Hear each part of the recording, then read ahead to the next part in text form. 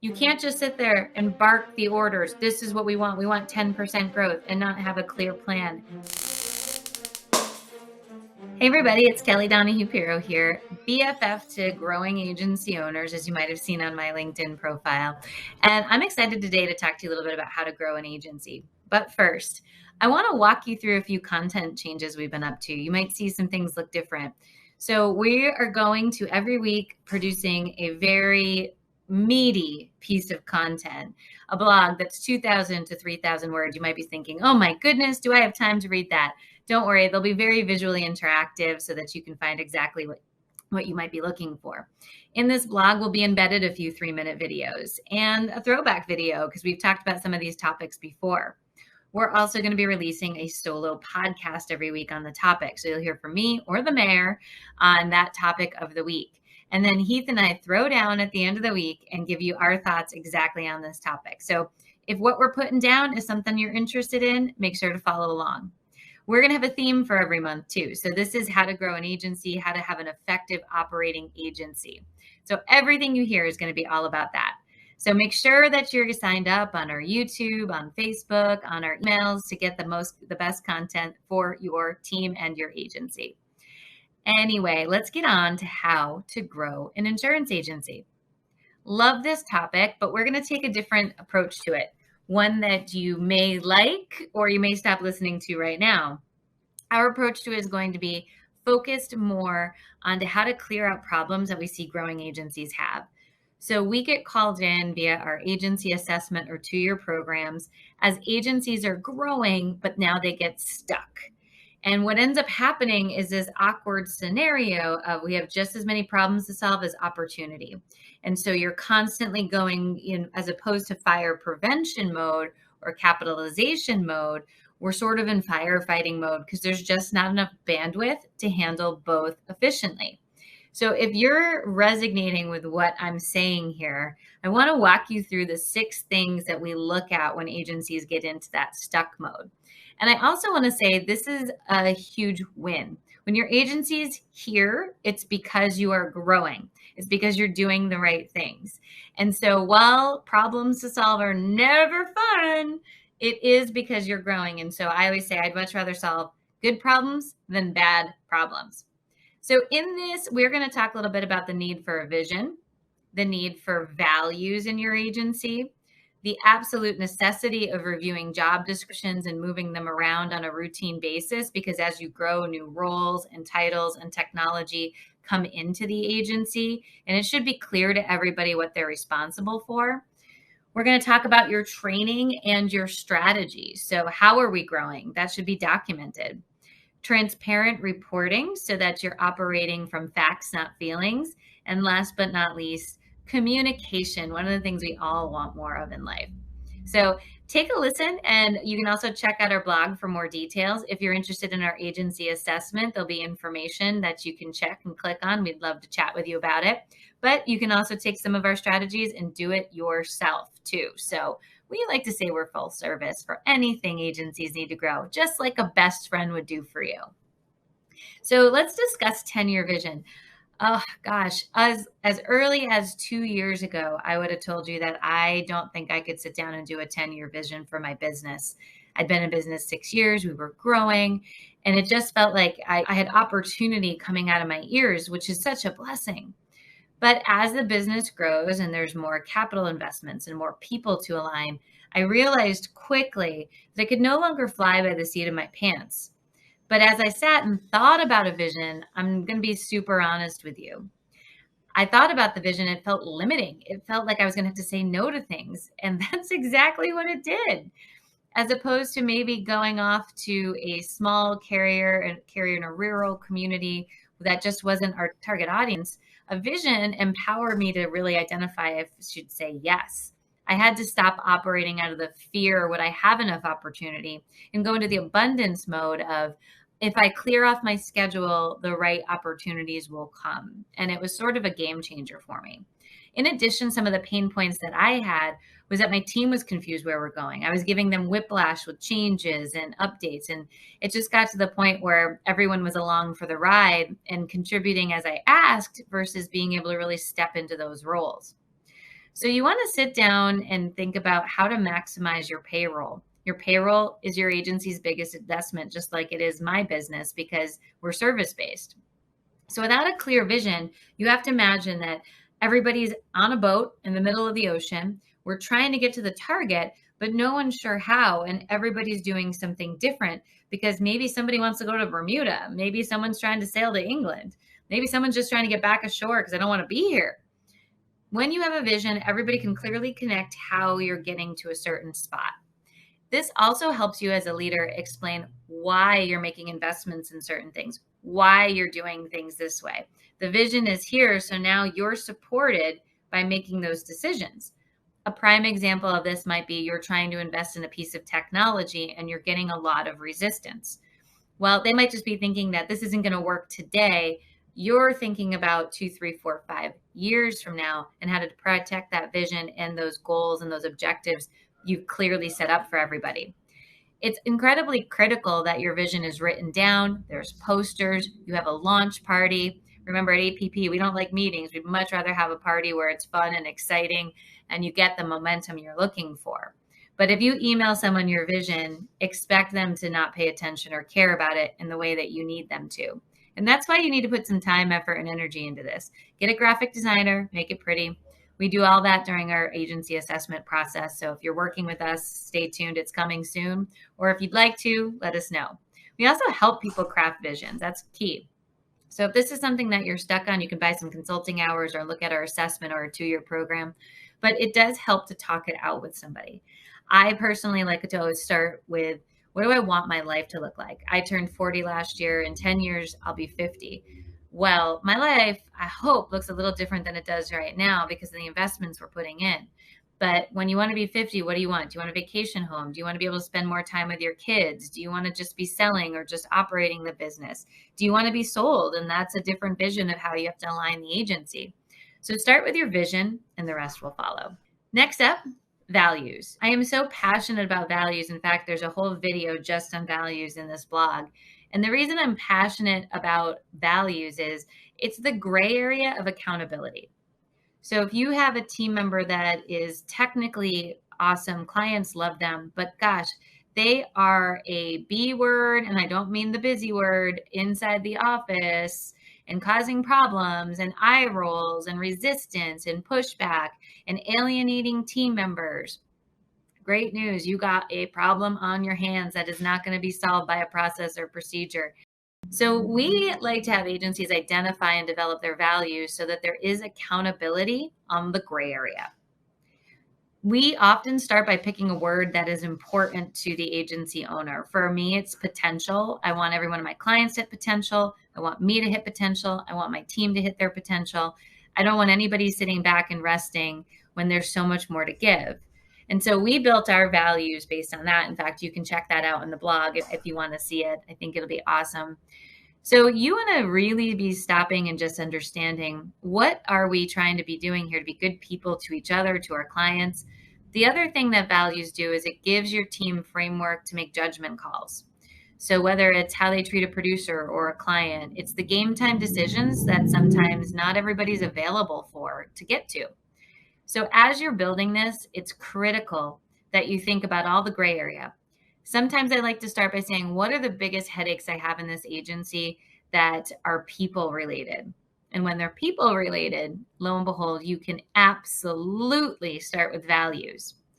And what this looks like is, again, getting the values documented, rolling them out with a party, having them on posters. But it also should be in their job descriptions, and it should be something that's reviewed on. Now, when there is a value discrepancy, it's very easy to pull those values out and say, hey, in this scenario, I see out of our 10 values, you violated 3 of them, and let's talk about it. It gives context and allows you, the agency owner or leader, to have more accountability than you did without values. Which leads us into the other side, job descriptions. As agencies grow, roles change. Technology is invested in, virtual assistants, different roles. And people tend to keep doing the same thing over and over again, even if they're crying at their desk saying that they can't do anymore. Well, we know that as agencies, you're trying to build and go ahead and organize everybody. But when people won't give up work, that's a problem. So we like to start by saying, let's have a clear accountability chart, not an org chart, but accountability chart that says what each role is responsible for. Then you build your job descriptions, and good job description should have a mission. Why does this role exist? It should have details on what is expected. Now, what is expected should be metrically based and easy to report on. So if you expect 93% retention, that should be in there. It shouldn't be fluffy like answer the phone. It should be answer the phone by the second ring. As much detail as possible, because ultimately you want to convert your job description into a review form so you can see that the role is working. Now, many agencies struggle with where do you start with a job description? Well, start at that mission. Then go into the roles responsibilities. And our next stop is key performance indicators, or KPIs. These are 3 to 5 metrics that you're going to monitor for this role that will tell you if the person is winning and succeeding. Now, there should be outlined what the KPI is, where they are now, what your expectation is, how to get that data, and how often it's going to be reported on. So yes, leadership, you do need to take a little bit of a bigger stab in that direction. So as a small business, you need to be focused on this, and then you have to have who they're reporting to and how often they're going to be go ahead and be connected with. Another thing in the job description should be the values of the business so that you can easily have them there and hold people accountable to them. So job descriptions are robust. And in fact, if you're looking for some help, we have an agency process pack that's all about job descriptions. So your agency processes, you can go buy it right on our website. There's actually a discount code associated with this blog if you've checked it out. Get 12 job descriptions, the metrics we recommend, and how to roll them out to your team to get ultimate buy-in. But once you know everybody's role, now you as leader can hold the accountability. If it's fuzzy, if it's not clear, if the job descriptions are out of date, this will help you clarify that so you can grow. Unclarity in roles is one of the biggest reasons why agencies don't grow, because everybody's stepping on each other and unclear, and then they're applying their own version of job descriptions, which is a great way to cause some trouble. So next up is training and strategy. You want to grow, which every business owner hopefully does. And when you want to grow, you need 2 things. You need a training plan and a strategy. So you have to think about the fact that in a football game, the coach is running the plays. They're calling the plays. They're designing the plays with their leadership team.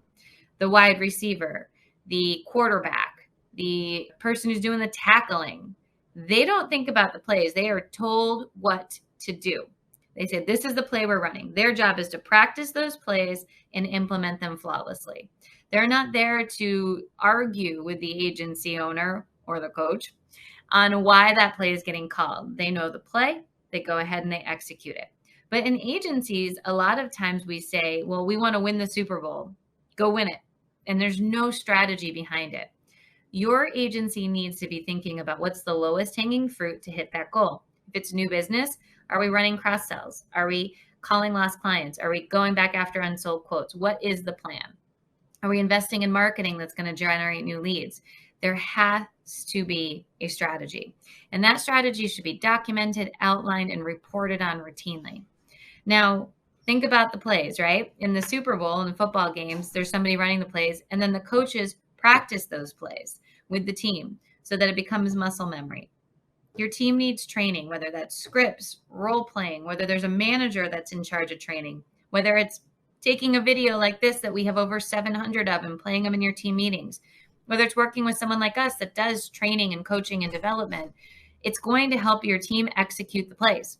So you can't just sit there and bark the orders. This is what we want. We want 10% growth, and not have a clear plan, and then not take that plan and couple it with training.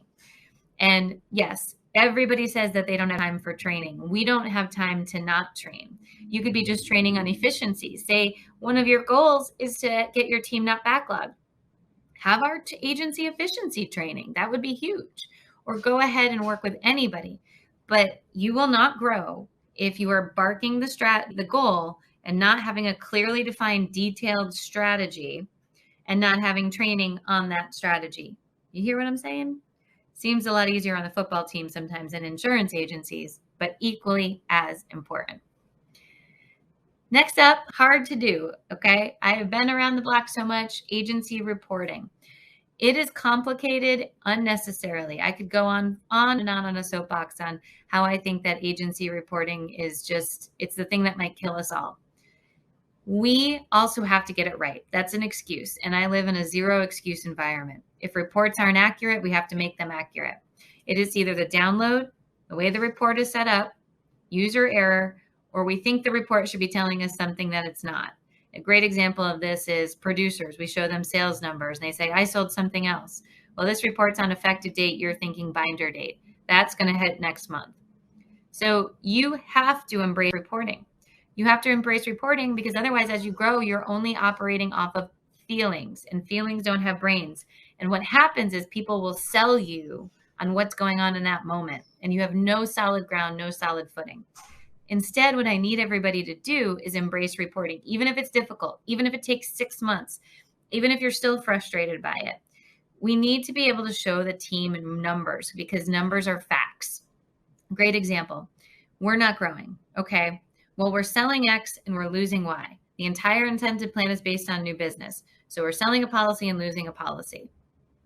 Everybody's working their tail off. The numbers show, though, that we need to work differently. And being able to clearly show that to the agency, gigantic, ginormous, actually. Because now it's not taking, I'm working so hard, how much harder can I work? 'Cause that's where people go. And instead, we're taking it to, I'm working so hard, let's start thinking differently. Now you have a more open mind to change that you want to evoke. So our last one is communication. And I think this is something we all want more of. I want better communication with my husband. I'd love to hear if my dog America could talk. That would be awesome. I want better communication with my clients. But communication often is a struggle. So as your agency grows, communication needs to change. What used to be like hanging out at the coffee maker, making a quick comment, now needs to be rolled out. And so as you're making big changes, depending on the size of the agency, we actually outlined in our blog how we do it. We let people know as there's a change that there's direct and indirect. So direct means it directly impacts your job. Indirect means you need to know about it, but it's not part of your day-to-day operations. If you need it, know it's in the knowledge base. We also have tiers, whether it's a quick update, that's a tier 3, whether it's a change to a current strategy or a new strategy. And based on all those tiers, we might put together a chat group. We put it on people's one-on-ones. We talk about it at our all hands on deck meeting. We have a knowledge base article. We call specific meetings depending on the size of the change. Because what I know is it takes an adult to hear the same thing 22 times before they remember it. And what I also know is people learn differently. Albeit as frustrating as I find that, people learn differently. So some need video, some need verbal, some need to talk it out, some like to read it and digest it, some need to get their hands dirty. We want to cover all the bases, but at the end of the day, I want there to be comprehension that there's a change, where to get the information, how this impacts you, and when we're starting it. And this also means that sometimes we do beta testers. And what beta testers are is like they might take a new campaign and run with it so that we don't blow up everybody. We blow up one person, learn, get better, and then roll it out. And that's been awesome. So communication needs to be strategic as your agency grows, not on a whim, not on an email, not just something that just gets flown out of your mouth. It needs to be more comprehensive, strategic, and the whole team needs to know what to expect. And in our communication strategy, we also outline you as the end digester of the content has to be clear that they have reviewed it, has to understand it. This isn't skimming. This is like you need to take time and put that aside so that way you, at the end of the day, can say, I digested this and I'm not going to wing it, which causes more problems. So that's our strategy on how to grow an agency. I've had so much fun writing this blog, and I can't wait to show you some of the other things we have on how to really think about growth, how to clear out those problems that can get you down. And I did want to just take a couple seconds to talk a little bit about our agency assessment. So this is a 6-month program. We come in, we do secret shopper calls. We pull all your metrics to find out what's working, what's not. We do a survey of your team. We interview your whole team. We lock leadership in a room for a day and a half and talk about the vision and the values and where we're going. Here's all the problems. Now let's get a game plan to work on them. We then come back 90 days later and do what's called Agency 2.0, which is a big launch party for your agency. We're going to clarify that for the team, get those job descriptions going, get goals, get incentive plans. all the things that you know you want to do in an agency, but sometimes you might struggle with. And that's why it's important. Let us know how we can help you. Check out our blog, and we will see you in our next podcast.